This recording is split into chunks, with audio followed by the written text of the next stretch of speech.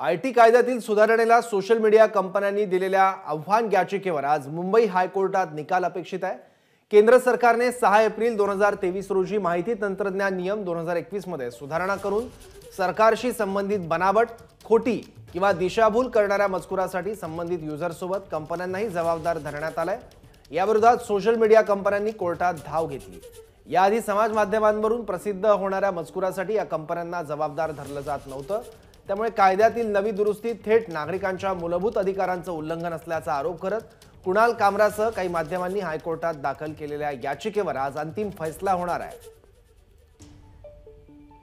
याबद्दल आणखी माहिती घेऊ आपले प्रतिनिधी अमेय राणेकडून। अमेय, 6 एप्रिल 2023 रोजी आयटी कायद्यात काही सुधारणा करत काल 2021च्या नियमात सुधारणा करून केंद्र सरकारनं काही अमेंडमेंट्स आणलेल्या होत्या। परंतु या अमेंडमेंट्स ज्या आहेत त्या सर्वसामान्य नागरिकांच्या मूलभूत अधिकारांवर गदा आणणाऱ्या असून त्या मंत्री, राजकारणी आणि सरकारच्या कुठेतरी फेवरमध्ये जात असल्याचं स्पष्ट केलं। आणि त्यामुळे या कायद्यामुळे किंवा या कायद्यातल्या सुधारणेमुळे आपल्या कामावरती गदा येऊ शकते। कारण की आपण एक हास्य कलाकार असून आपण सामाजिक आणि खास करून राजकीय घडामोडींवरती कलात्मक टिप्पणी करत असतो, असा दावा करत कुणाल कामरा या स्टँडअप कॉमेडियननं हायकोर्टात याचिका दाखल केली आहे।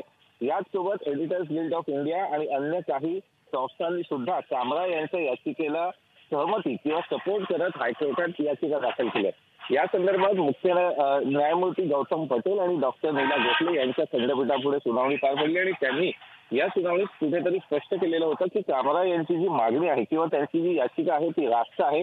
केंद्र सरकारनं या संदर्भात आपली भूमिका स्पष्ट करावी की जी कारवाई करण्यात येईल ती कशा प्रकारची असेल।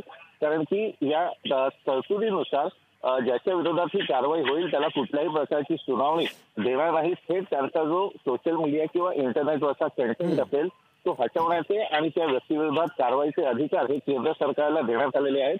त्यामुळे आयटी कायद्याच्या कलम 79 द्वारे यापूर्वी कंपन्या किंवा त्या व्यक्तीला जे जबाबदार धरलं जात नव्हतं ते आता संरक्षण त्यांना यापुढे राहणार नाहीये। त्यामुळे कुठेतरी या संदर्भात भारतीय माध्यमांकडनं विरोध दर्शवण्यात येतो आणि त्या संदर्भात आज हायकोर्ट काय अंतिम निर्णय देतं हे पाहावं लागेल। सौरभ, ठीक आहे, धन्यवाद या अपडेट्स। एबीपी माझा, उघडा डोळे बघा नीट।